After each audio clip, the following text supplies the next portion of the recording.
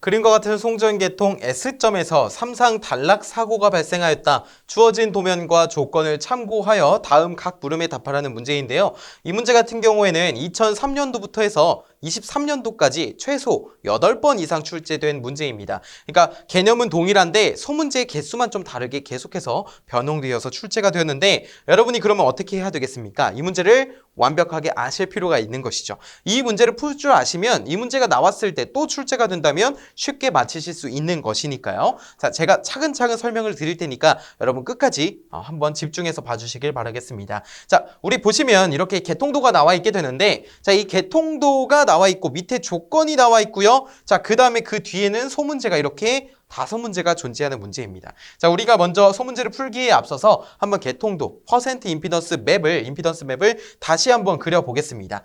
여기서 이제 리액턴스로 주어져 있는데 이게 이제 임피던스와 동일하게 됩니다. 왜냐면 리액턴스밖에 없기 때문에. 자, 어쨌든 여기를 다시 그려보면은 자, 발전기가 있고요. 변압기도 있고요.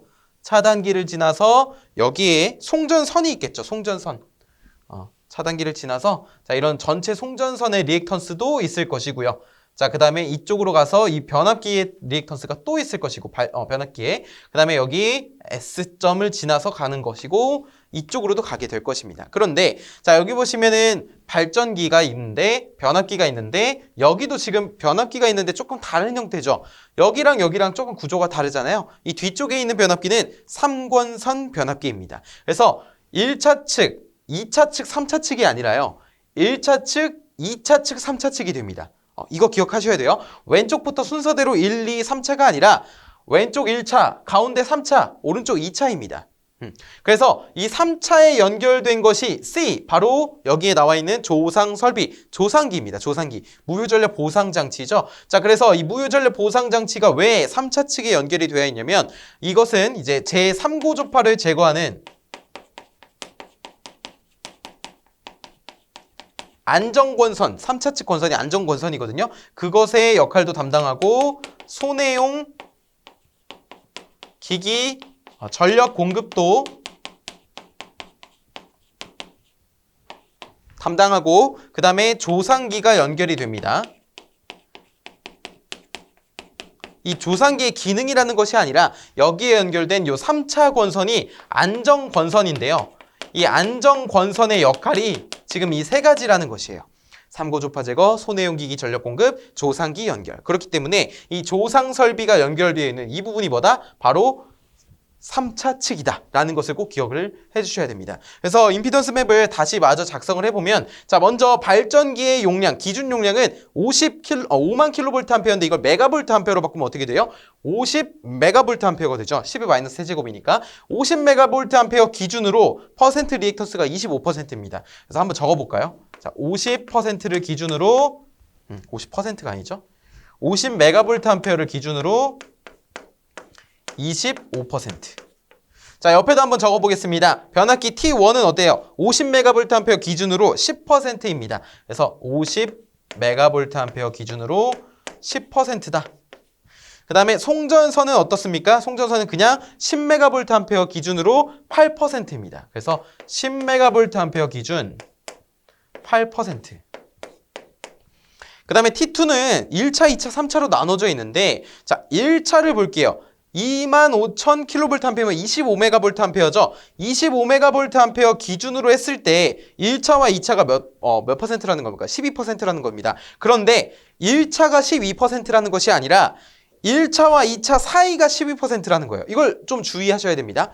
1차가 아니라 1차와 2차 사이의 퍼센트 리액턴스를 줬어요. 우리가 나중에 콜라우시 브릿지법으로 이것을 계산할 건데 지금은 1, 2차 사이의 퍼센트 리액턴스만 있다고 봐주시면 됩니다. 자, 그래서 여기가 1차, 여기가 2차, 여기가 3차라고 했잖아요. 자, 그러면은 이 사이에 이렇게 하나, 그 다음에 2차와 3차 사이에도 있겠죠?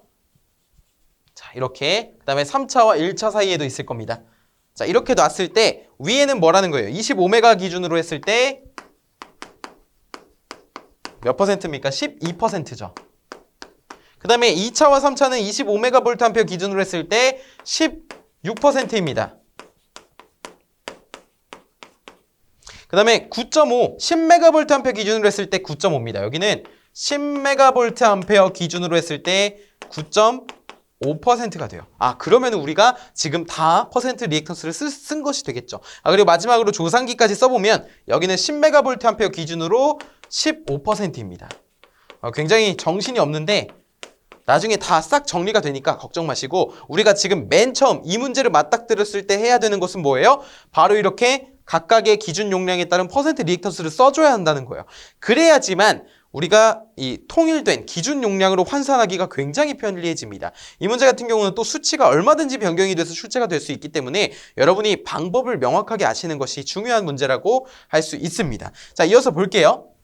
소문제 1번을 보시면 1번 넘어가 볼게요. 1번 넘어가 보면 자, 변압기 T2의 각각의 퍼센트 리액턴스를 기준 용량 10MVA로 환산하시오라고 했습니다. 자, 여기서 말하는 변압기 T2의 각각의 퍼센트 리액턴스란 바로 1차와 2차, 그리고 2차와 3차, 3차와 1차를 우리가 퍼센트 리액턴스를 10MVA로 환산을 하라는 겁니다. 그런데 아까 보시면 10MVA가 아니라 어떻게 돼 있어요? 다 각각 이렇게 돼 있죠. 10MVA, 25MVA, 25MVA잖아요. 그래서 이것을 변환하는 김에 나머지도 다 그냥 변환을 한번 해보겠습니다. 어떻게 해요? 10MVA 기준으로 우리가 퍼센트 리액턴스를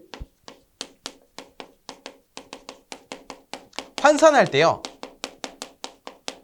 기준 용량에 맞춰서 환산할 때 자기 용량 분의 기준 용량 곱하기 자기 퍼센트 리액턴스입니다. 이거는 이제 임피던스로 바꿔도 상관없어요. 자, 결국에 뭐예요? 자기 용량에 대해서 기준 용량을 한 다음에 자기 용량, 자기 퍼센트 리액턴스를 곱해주면은 뭐가 된다는 거예요? 퍼센트 리액턴스 환산한 값이 된다는 거죠. 자, 그래서 이걸 먼저 예시로 한번 해보겠습니다. 한 번만 해보면 여러분 금방 하실 수 있을 거예요. 자, 25MVA 할 때 12%였어요. 그러면 이걸 환산하면 어떻게 된다는 거예요? 25분의 10으로 바꾸는 거니까 10에다가 12를 곱해주면 된다는 겁니다. 자, 이것을 계산하면 얼마가 되냐면 4.8%가 돼요. 4.8%. 그래서 우리가 지금부터 한번 이 빨간색으로 다 정리를 해보죠. 깔끔하게. 자, 4.8%입니다. 이 빨간색 분필은 전부 다 10MVA 기준이라고 보시면 됩니다. 자, 여기 25MVA 16%도 바꿀 수가 있겠죠. 자, 25, 10 다시 25분의 10 곱하기 16 하면 어떻게 됩니까? 이것을 계산하면은 6.4%가 나옵니다. 그래서 여기 2차와 3차간은 6.4%다라고 볼 수가 있겠습니다. 자, 그 다음에 여기 조상기는 그대로 10MVA 기준이니까 15%. 자, 그 다음에 여기도 10MVA 기준이니까 여기도 그냥 9.5%. 그 다음에 송전선도 10MVA니까 여기도 8%. 그 다음에 이쪽에 변압기 와서는 50MVA니까 이거를 어떻게 바꿔주죠? 50MVA 할 때 10%라고 했으니까 50분의 10 곱하기 10 이렇게 되겠죠? 그러면은 몇 퍼센트가 됩니까? 여기는 2%가 되는 겁니다. 2%. 그쵸? 자, 그 다음에 이 왼쪽에 볼게요. 50MVA 할 때 25%니까 10MVA면 몇 퍼센트가 되는 거예요? 5%가 되는 거죠. 결국에 우리가 주어진 조건, 아까 전에 주어진 조건이 자, 이렇게였는데 우리가 10MVA로 다 통일을 시켜보니까 어떻다는 거예요? 지금 다 이 빨간색 분필처럼 바뀌었다라는 거예요. 그러니까 이런 식으로 먼저 기준 용량에 대해서 전부 다 환산하는 것이 필요합니다.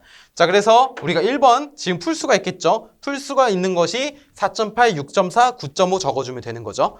그 다음에 2번 변압기 T2의 1차 P, 2차 S, 3차 T의 퍼센트 리액턴스를 구하시오라는 것입니다. 자, 우리가 이것을 어떻게 구하냐면은 바로 콜라우시 브릿지법으로 구하게 됩니다.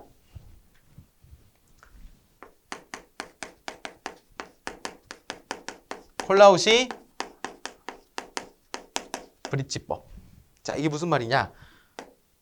여기가 1차 측 P, 여기가 2차 측 S, 여기가 3차 측 T라고 놨을 때 이 세 개의 관계가 있다라는 거죠. 1차와 2차는 4.8이었습니다. 2차와 3차는 6.4였습니다. 3차와 1차는 9.5%였습니다. 이렇게 됐을 때 각각의 퍼센트 리액턴스를 구하는 방법이 콜라우시 브리츠법입니다. 먼저 퍼센트 리액턴스의 S, P부터 해볼까요? 1차 측이니까 1차의 퍼센트 리액턴스. 이제까지는 이 사이값만 알고 있었다면 이 방법을 이용해서 1차의 퍼센트 리액턴스를 구할 수 있다는 거예요. 자, 퍼센트 XP는 2분의 1에 가까운 거 4.8, 9.5 관계되어 있는 거 마이너스 6.4 이렇게 해주면 되죠. 관련되어 있는 거, 관련이 없는 거 이렇게 보시면 됩니다. 그래서 이렇게 계산을 해주면 그 값은 3.95가 나와요. 3.95%. 자, 그 다음에 두 번째 S 이거는 2분의 1 똑같이 곱해주고요. 관련 있는 거 4.8, 6.4 마이너스 9.5가 됩니다. 자, 이것을 계산하면 얼마나 된다는 거예요? 0.85가 된다는 거예요. 즉 무슨 말입니까? 자, 이쪽의 1차 측은 지금 얼마라는 거예요? 3.95고 2차 측 여기는 얼마라는 거예요? 0.85다라는 거예요. 자, 이거 굉장히 중요합니다. 자, 그 다음에 퍼센트 X 3차 측 퍼센트 리액턴스를 구하면 2분의 1에 관련된 거 6.4, 9.5 관련 없는 거 4.8. 자, 이것을 계산하면 그 값은 5.55가 나옵니다. 그래서 우리가 2번에 대한 정답은 이거 이렇게 쓸 수가 있어요. 그러니까 답안지를 보시면 퍼센트 리액턴스 P라고 해서 땡땡 이렇게 돼 있을 겁니다. 그럼 우리가 빈칸에다가 이걸 그냥 써서 넣어주면 되는 거예요. 아시겠죠? 이 계산 과정을 요구할 수도 있고 요구하지 않을 수도 있는데 발음이 꼬이네요. 요구하지 않을 수도 있는데 아마 문제가 굉장히 길기 때문에 계산 과정까지는 요구하지 않을 수도 있을 확률이 높습니다. 자, 3번 보겠습니다. 발전기에서 고장점까지 10MVA 기준 합성 퍼센트 리액턴스를 구하시오. 발전기에서 고장점 S까지의 합성 퍼센트 리액턴스를 구하는 겁니다. 자, 이거는 다른 말로 바꿔보면 어떻게 볼 수 있냐면 고장점에서 바라본 합성 퍼센트 리액턴스를 구하라는 거예요. 자, 그래서 우리가 여기에 구했던 값들을 한번 적어볼게요. 다시 노란색으로 3.95 여기가 2차 측, 1차 측이죠. 여기가 1차 측, 2차 측이 0.85 그래서 1차 측이 이거였네요. 3.95 그 다음에 3차 측이 5.55였습니다. 이렇게 되어 있습니다. 자, 이 상태에서 우리가 한번 보겠습니다. 고장점에서 바라봤을 때 합성 퍼센트 리액턴스가 어떻게 되는지 볼게요. 자, 여러분 보세요. 병렬을 구분할 때 회로가 이렇게 있잖아요. 만약에 이렇게 있어요. 그러면은 이거 합성정 어떻게 구하나요? 만약에 여기서 이렇게 바라보게 된다면 이것과 이것은 뭐예요? 병렬이죠.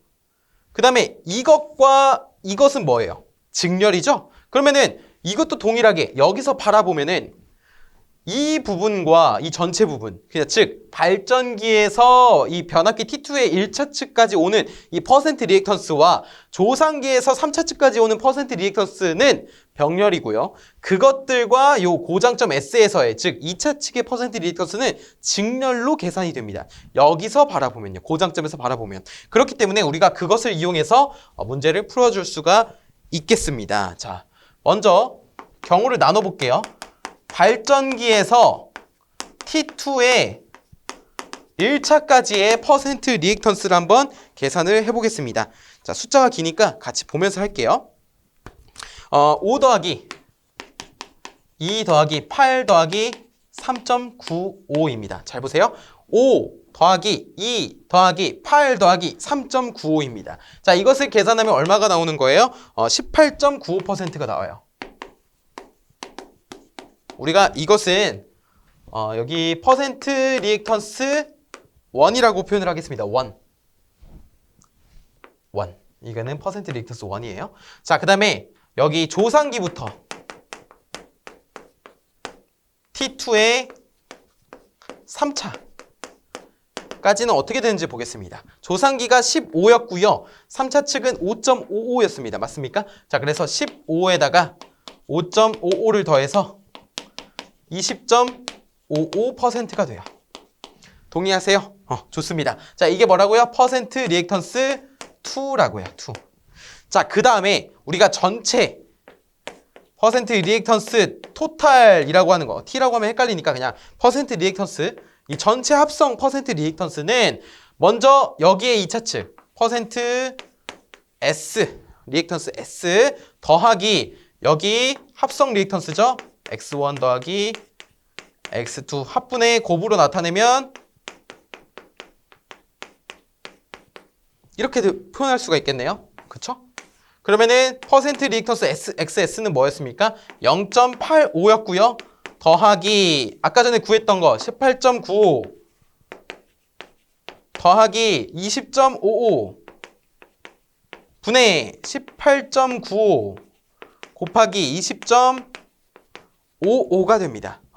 이걸 계산하게 되면은 그 값은요 10.71%가 나와요.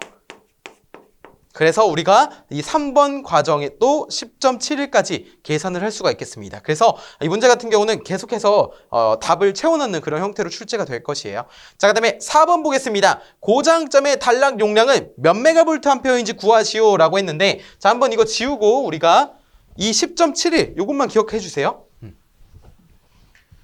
자, 고장점, 이 지점의 단락 용량은 결국에 전체 합성 퍼센트 리액턴스를 구해냈기 때문에 우리가 이 4번에 대한 문제는 다음과 같이 풀 수 있죠. 단락 용량 PS라고 하는 것은 퍼센트 리액턴스분의 100 곱하기 기준 용량 PN으로 구할 수가 있습니다. 근데 이제까지 기준 용량 다 뭐였어요? 10메가볼트 암페어였죠. 그렇기 때문에 방금 전에 구했던 10.71%분의 100 곱하기 10메가볼트 암페어를 하면 고장점의 단락 용량이 계산이 됩니다. 자, 그래서 이것은 값이 93.37 메가볼트 암페어가 나오게 됩니다. 자, 그 다음에 마지막으로 5번 문제 보겠습니다. 고장점의 단락 전류는 몇 암페어인지 구하시오라고 했는데, 자, 단락 전류 IS라고 하는 것은 동일하게 퍼센트 리액턴스 분의 100 곱하기 전격 전류 IN이라고 나타낼 수 있습니다. 자, 여기서 10.71분의 100까지는 쉽게 쓰셨을 거예요. 자, 그 다음에 이제 전격 전류를 해야 되는데 3상이니까 루트 3 곱하기 V를 해야 되는데 전압이 좀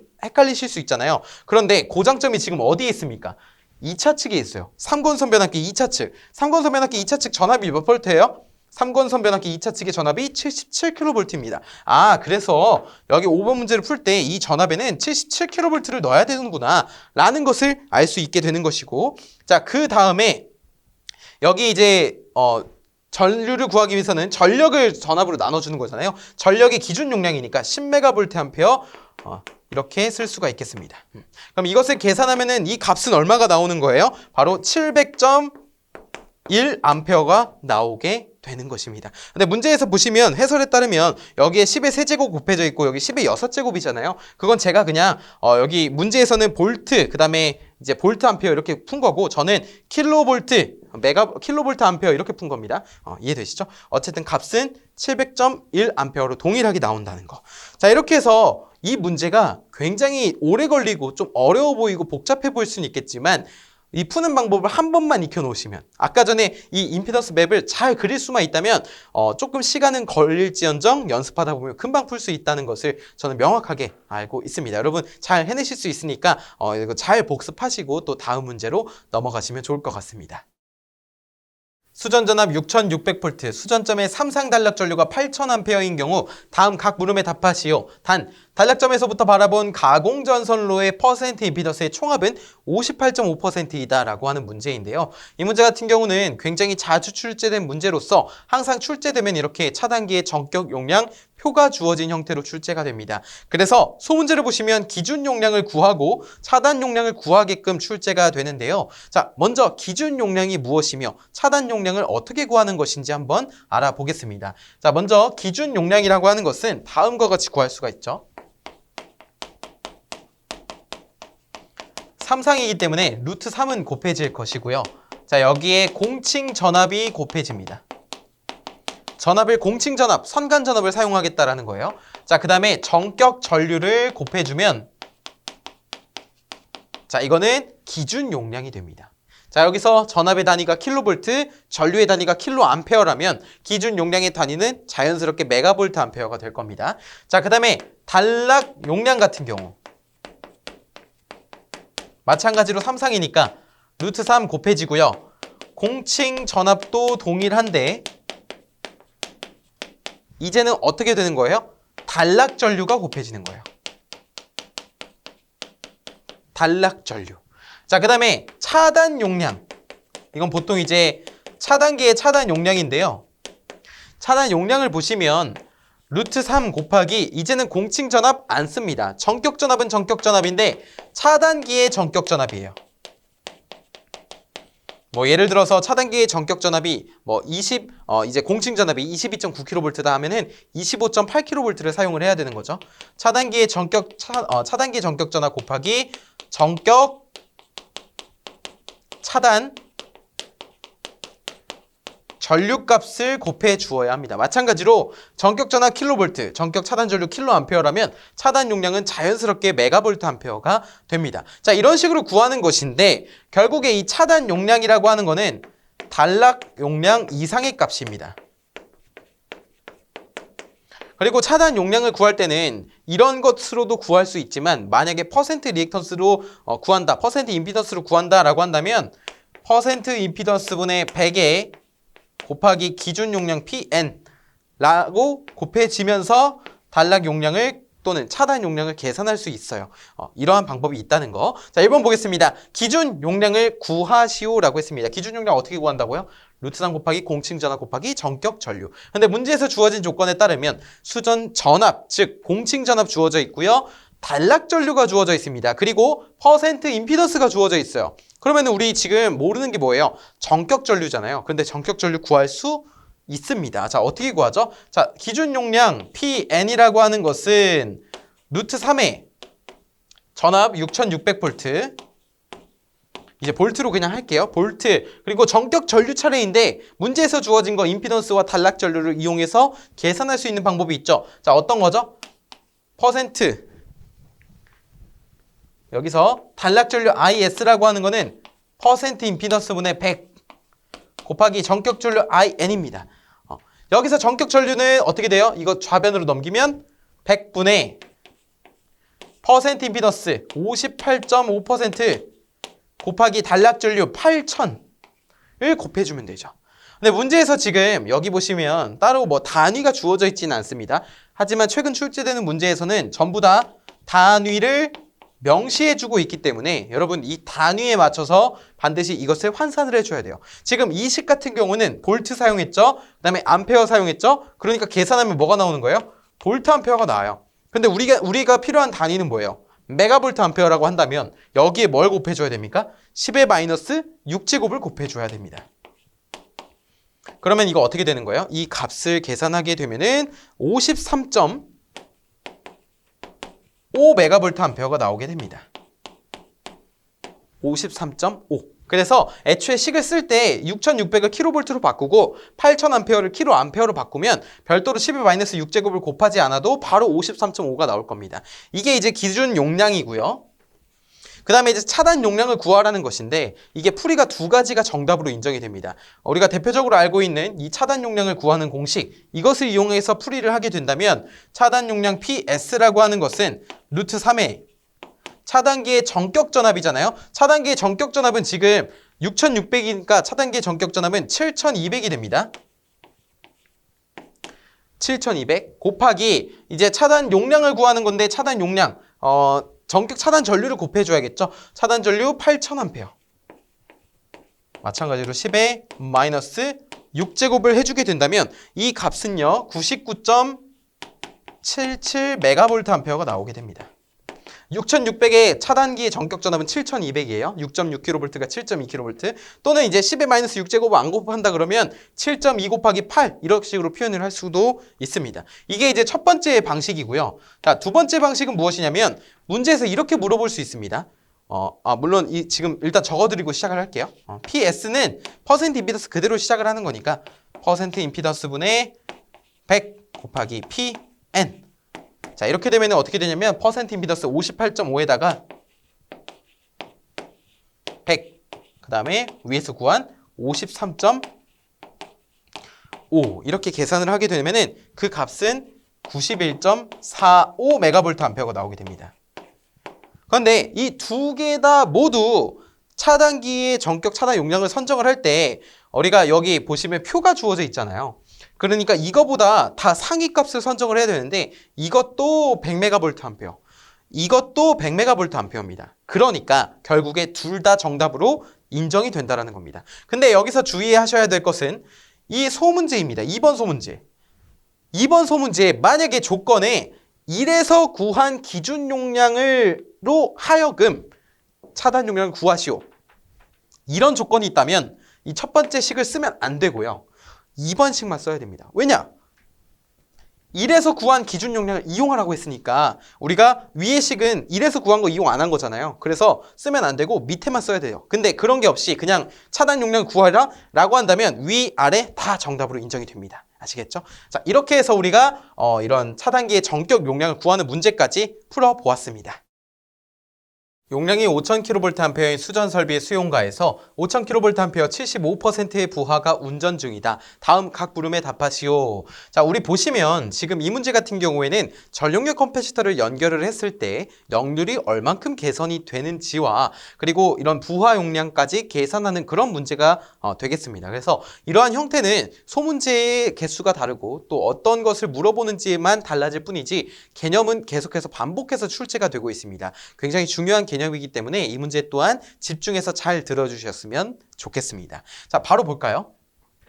자, 먼저 이러한 조건이 있을 때 여기에 1000kVA 전력률 커패시터를 설치했을 때 개선된 역률을 구하라는 문제입니다.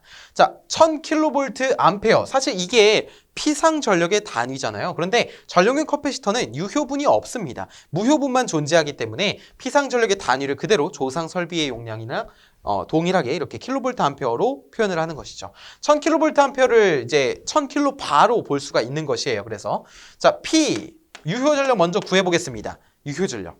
자, 먼저 5000kVA 암페어 수전 설비에서 부하가 역률이 몇 퍼센트래요? 75%라고 합니다. 그래서 5000 곱하기 0.75를 해주면 유효 전력은 3750kW가 나옵니다. 3750kW. 자, 그 다음에 두 번째로 Q, 무효 전력을 보겠습니다. 근데 무효 전력이 이제 변화하는 거니까 전력률 커패시터는 무효 전력을 경감시켜주는 거잖아요. 특히 지금 부하가 지상인데 전력률 커패시터는 진상 무효분이니까 서로 상쇄가 되어서 역률이 개선될 것입니다. 그래서 Q'이라고 하는 것은 기존의 무효 전력에서 전력률 콘덴서의 충전 용량을 이렇게 전력률 커패시터의 충전 용량을 빼줌으로써 개선된 무효 전력이 나오게 되겠죠. 자, 먼저 Q를 구하는 과정에는 두 가지가 있습니다. 첫 번째는 피상 전력에다가 사인 세타를 곱해주는 방법이 있고요. 두 번째는 위에서 구한 유효 전력에다가 탄젠트 세타를 구하는 방법이 있습니다. 근데 둘 중 그냥 편한 방법 쓰시면 됩니다. 어떻게 표현하시든 상관없어요. 자, 근데 저는 피상 전력에다가 한번 사인 세타를 곱해볼게요. 0.75가 코사인 세타니까 사인 세타는 루트 1-0.75의 제곱이다 라고 표현을 할 수가 있겠네요. 이것이 뭐예요? Q라는 것이고 빼기 QC는 뭡니까? 1000kVA니까 빼기 1000 이렇게 놓을 수가 있겠네요. 자, 이것을 계산하면 얼마가 나옵니까? 2307.19kVA가 나오겠습니다. 단위를 꼭 중요하게 신경을 써주셔야 되고, 자, 그럴 때 개선된 역률을 구해야 되는데 우리가 역률 개선된 거 코사인 세타 프라임이라고 했을 때 PA 프라임분의 P 이렇게 놓을 수가 있겠네요. 그렇죠? PA 프라임이라고 하는 건 뭐예요? 여기서 지금 무효 전력이 줄어들었으니까 그것으로 개선된 피상 전력을 먼저 구해야 되는 겁니다. 자, 이거 보면은 3750 제곱 플러스 2307.19의 제곱에다가 루트를 씌워준 것 분에 3750을 해주게 되면은 그 역률이 나오게 돼요. 얼마가 나오냐면은 0.8517이 나옵니다. 근데 여기서 팁을 드리면요. 우리 역률을 계산할 때는 분명 이제 보통 이제 실기 필답형 서술할 때 소수점 둘째 자리 이하는 반올림을 하게 돼 있어요. 그래서 뭐 이런 0.8517이라고 할지라도 17을 버리고 그냥 0.85만 쓰시는 분들도 계신데 사실 이런 전력률 커패시터와 같이 역률과 관련된 문제가 출제된다면 저는 개인적으로 역률은 소수점 넷째 자리까지 표현을 하는 것을 권장드립니다. 왜냐? 정확한 답이 나오기 때문이에요. 그래야지만. 자, 어쨌든 이것도 퍼센테이지로 나타내야 돼서 어쨌든 100을 곱해야 되기 때문에 둘째 자리까지 나오게 됩니다. 결국에 이걸 100을 곱하게 되면은 85.17%가 나와요. 85.17%. 자, 2번 1000kVA 전력률 커패시터를 설치한 후 역률 80%의 부하를 추가로 접속하여 운전하려고 한다. 이때 추가할 수 있는 역률 80%의 최대의 부하 용량을 구하시오라는 문제입니다. 자, 여기서 포인트는 뭐냐면 추가할 수 있는 역률 80%의 최대 부하 용량이라는 거예요. 최대 부하 용량이라고 했을 때 이 최대 부하의 피상 전력이 있을 거죠. 그 피상 전력을 X라고 해보겠습니다. X 킬로볼트 암페어라고 해볼게요. 피상 전력. 그러면은 유효 전력은 어떻게 되는 거예요? 역률이 0.8이니까 0.8 곱하기 X죠. 그쵸? 피상 전력의 역률을 곱하면 유효 전력이 되잖아요. 그러니까 즉 이 0.8x를 구하는 것이 이번 문제의 핵심입니다. 자, 그리고 무효 전력은 그러면 어떻게 돼요? 0.6의 x가 되겠네요. 그렇죠? 자, 이런 것들을 이용해서 한번 보겠습니다. x가 피상 전력이라고 했을 때 우리가 어쨌든 추가할 수 있는 최대의 부하라고 하는 것은 기존에 있던 수전 설비를 초과하면 안 됩니다. 별도로 시설하는 것이 아니기 때문에 5,000을 넘어서는 안 됩니다. 5,000은 피상 전력은 루트 어떻게 돼요? 아까 전에 1000kVA 전력률 커패시터를 설치했을 때 유효 전력 3750에다가 방금 전에 추가하는 80%의 뭐예요? 최대 부하가 들어와야 되니까 여기에 0.8x라는 것이 들어와야 합니다. 이거의 제곱이 되어야겠죠? 플러스 이제 또 다른 제곱이 돼야 되는데 어떤 거냐면 기존의 무효 전력 뭐였습니까? 230.7이 아니라 2307.19에 플러스 무효 전력이 더해줘야 되죠. 0.6x의 제곱이라고 되는 거예요. 그래서 우리가 공학용 계산기로 이 방정식을 풀이하게 된다면 우리가 이 x라고 하는 값이 나오게 됩니다. 따라서 x는 599.32 킬로볼트 암페어가 나오게 됩니다. 이렇게 나와요. 이렇게. 근데 우리가 이걸 구하는 것이 아니죠. 우리가 필요한 건 뭡니까? 유효 전력, 킬로와트입니다. 그렇기 때문에 여기에다가 뭘 곱해줘야 돼요? 역률을 곱해줘야 되죠. 따라서 우리가 구하고자 하는 것은 599.32 곱하기 0.8 이것을 계산하게 되면 그 값은요 479.46 킬로와트가 나오게 됩니다. 자, 그 다음에 마지막 방금 전에 1번에서 풀었던 상황 지나고 2번에서 풀었던 상황이 지나고 나서 합성 역률을 구하라는 겁니다. 자, 그래서 우리가 토탈 코사인 세타를 구해보면은 어떻게 되냐면요. 자, PA분의 P잖아요. 원래 역률은 피상전력분의 유효전력이 역률이잖아요. 이게 역률이잖아요. 그쵸? 자, 그러면은 코사인 세타라고 하는 것은 PA분의 P인데 PA가 뭐였어요? 초반에? 5,000이었죠. 5,000.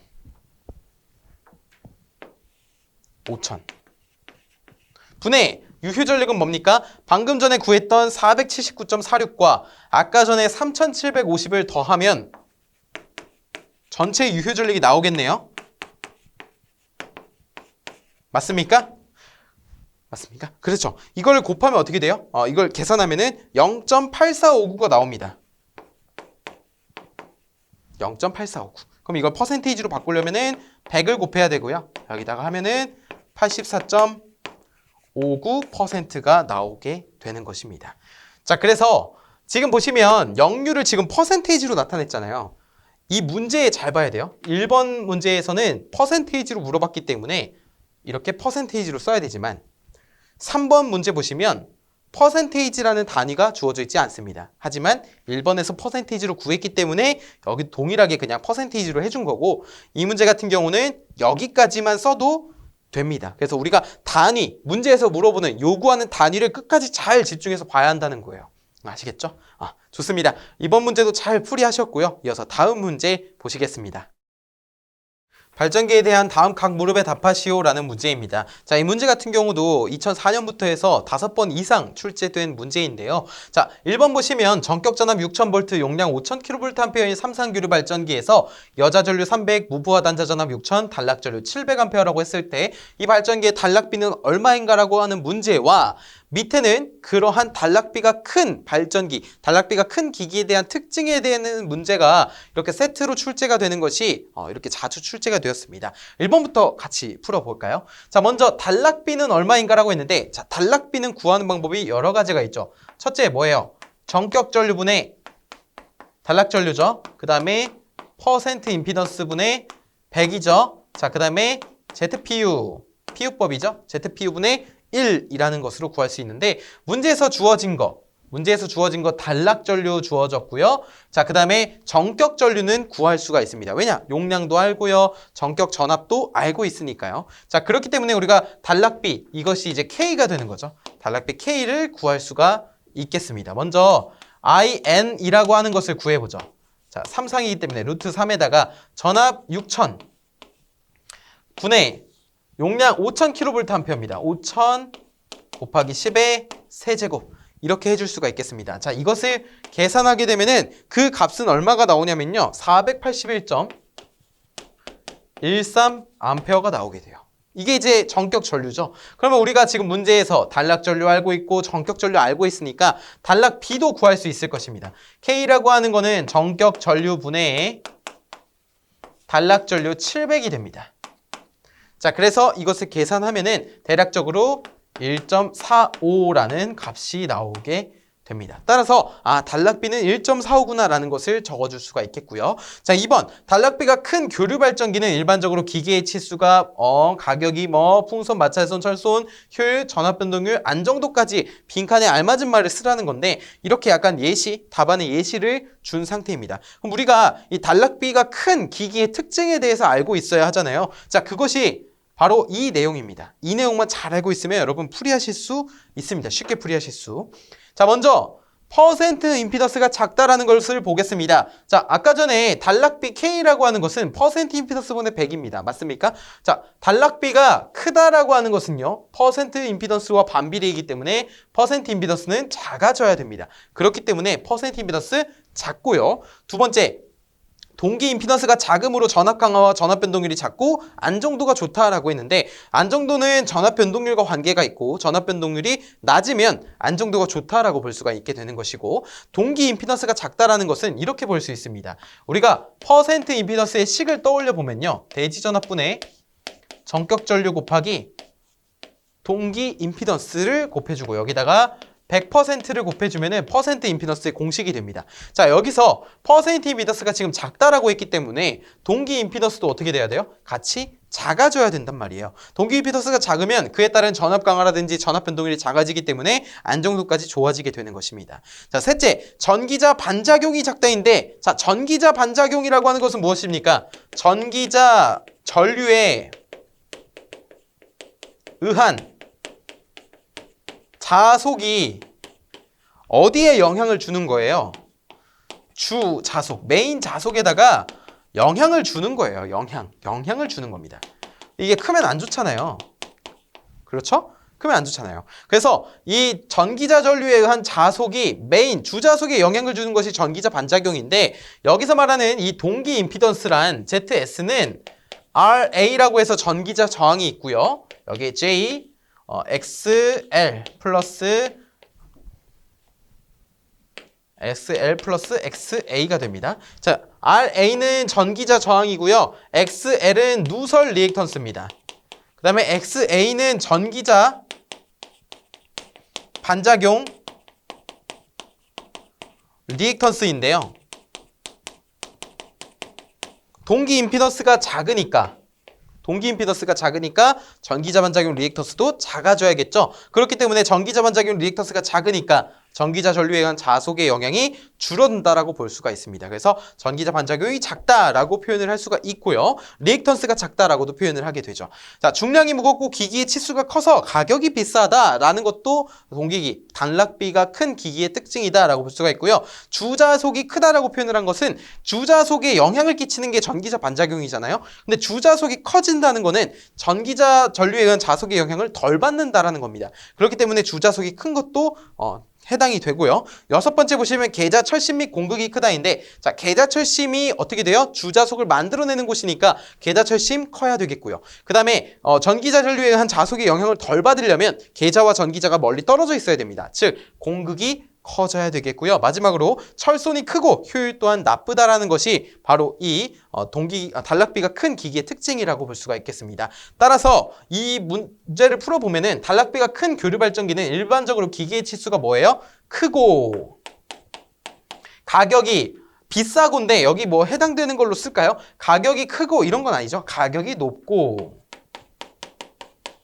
자, 풍손, 마찰손, 철손이 어때요? 크고 효율은 나쁘니까 낮고, 전압 변동률도 낮고, 안정도는 높다. 이렇게 표현을 할 수가 있겠습니다. 근데 뭐 전압 변동률은 적고 이렇게 써도 크게 문제 없을 것으로 생각이 됩니다. 어쨌든 이 문제 굉장히 자주 출제되니까 잘 정리하셔서 여러분의 것으로 만드셨으면 좋겠습니다.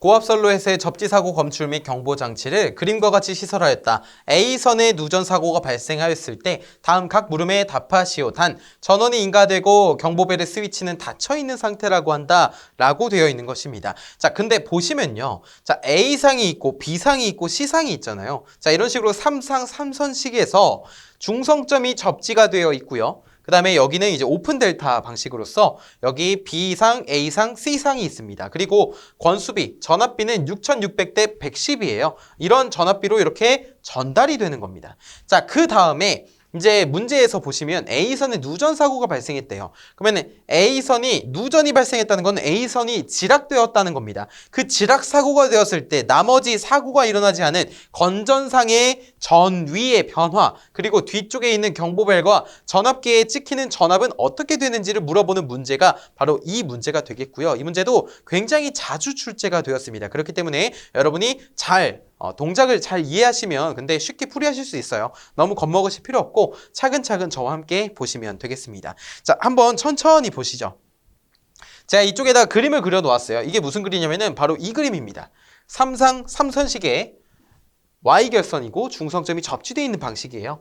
각각의 이제 코일이 감겨 있는 것으로 볼 수가 있고요. 자, 여기를 A상이라고 하고 여기를 C상, 여기를 B상이라고 가정을 해보겠습니다. 자, 그 다음에 이 A와 C, 그러니까 지금 6600대 110이라고 하는 것이요. 이 선과 선 사이에 전압이 6600이라는 겁니다. 자, 무슨 말이냐면은 저기 6600에 110이라고 하는 것에서 6600이라고 하는 거는 이 A선과 C선 사이의 전압이 6600이고요.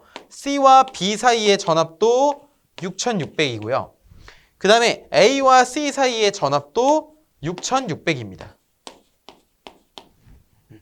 이 상태에서 지금 제가 그리는 거는 사고가 일어나지 않았을 때를 가정하는 거예요. 자, 사고가 발생했을 땐 조금 이따가 할 거예요. 지금부터는 지금 사고가 일어나지 않았을 때를 기준으로 하는 겁니다. 자, 6600, 6600, 6600 선간전압을 표현할 수가 있고요. 자, 그 다음에 이 부분이 이제 대지와 접지가 되어 있기 때문에 우리 대지전압이라고 하는 것은 무엇입니까? 선과 대지 사이에 걸리는 전압이죠. 자, 선과 대지 사이에 걸리는 전압, 이것을 우리가 대지전압이다라고 하는데 3상에서 대지 전압은요, 선간 전압을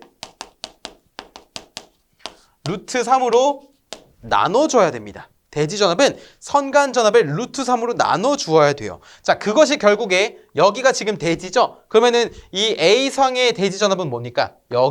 이게 대지 전압입니다. 그렇기 때문에 자, 이 부분에 대지 전압 이 A가 걸리는데 이거는 뭐라고 부를 수가 있는 거예요? 여기는 루트 3분의 6600이다 라고 볼 수가 있는 거예요. 자, 그 다음에 B, C 여기도 동일하게 이 사이에 얼마가 걸리는 거예요?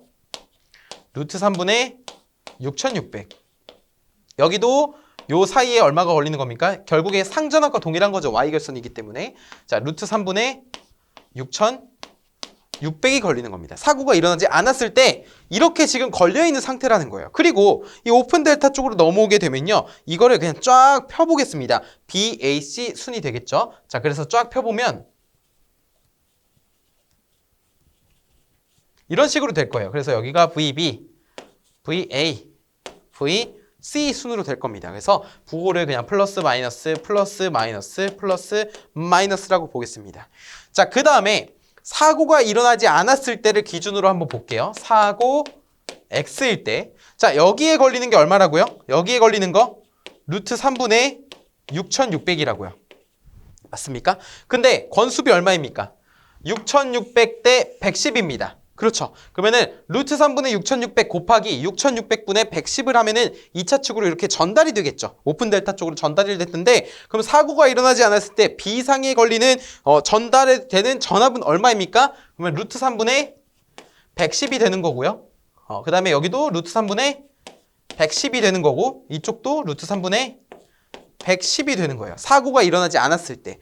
자, 그리고 이 전압계와 경보벨에 걸리는 전압을 보시면 이 양단에 걸리는 전압입니다. 지금 여기는 스위치는 닫혀있는 상태라고 했으니까 여기를 이렇게 닫아놨다고 볼 수가 있겠죠. 자, 그러면은 V, 전압계에 걸리는 전압은 여기 양단에 걸리는 전압, 경보벨도 여기 양단에 걸리는 전압이에요.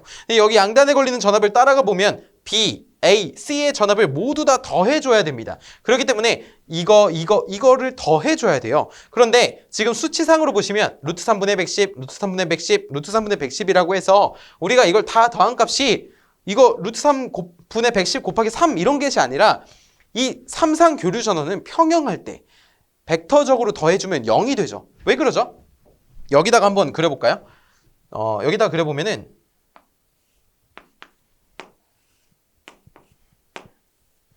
사고가 일어나지 않았을 때 여기를 뭐 EB, 여기를 EA, 여기를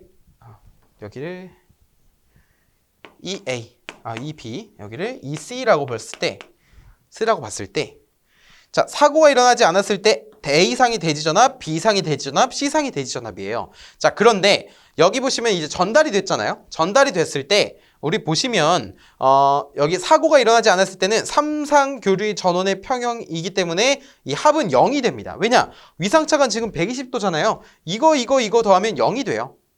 그렇기 때문에 여기 양단에 걸리는 전압은 없습니다. 0이 돼요. 사고가 일어나지 않았을 때는 여기 다 합이 0이 됩니다. 0. 그런데 사고가 일어났을 때를 볼게요. 그럼 맨 처음에 선로부터 다시 보겠습니다.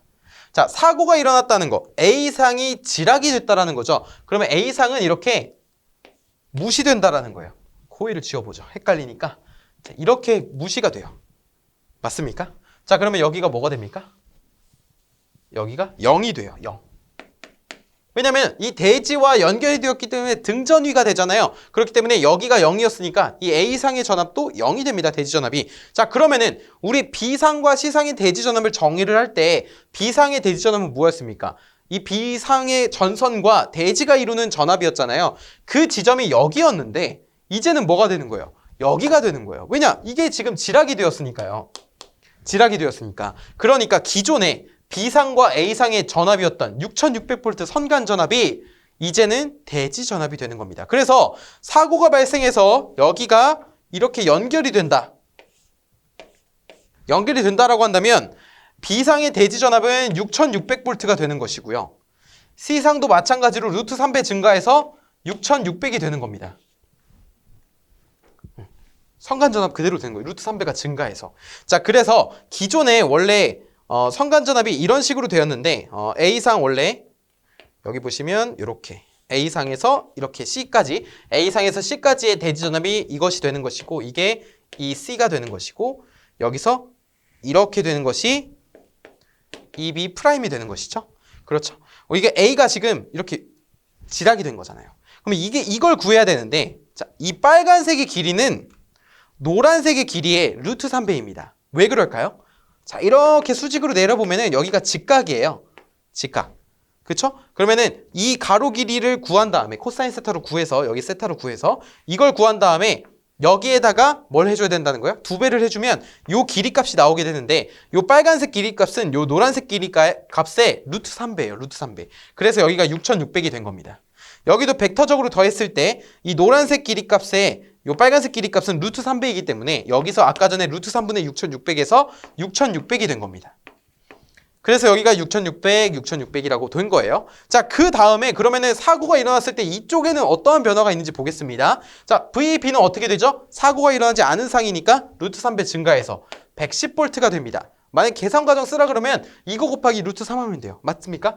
그 다음에 A상은 어때요? 아, 이건 지락이 됐으니까 0으로 되겠네요. 그 다음에 C상은 어떻습니까? 루트 3분의 110이었는데 110이 되죠. 그러면은 우리가 지금 BAC의 전압은 구했어요. 그렇죠. 자, 그런데 V와 B, 그러니까 전압계와 경보벨에 걸려있는 전압을 또 구해야 되잖아요. 자, 그런 경우에 이걸 다 더해줘야 되는데 이거 지금 위상이 있단 말입니다. 왜냐? 이렇게 벡터가 이렇게 되잖아요. 자, 여기 걸리는 전압은 이러한 벡터였습니다. B니까 이러한 전압이었습니다. 여기 걸리는 전압은 이러한 전압이었습니다. 맞습니까? 그러면 이 벡터와 이 벡터의 합은 어떻게 되죠? 이런 식으로 됩니다. 맞습니까? 자, 그러면은 파란색으로 그려보면 요 벡터가 된다는 거예요.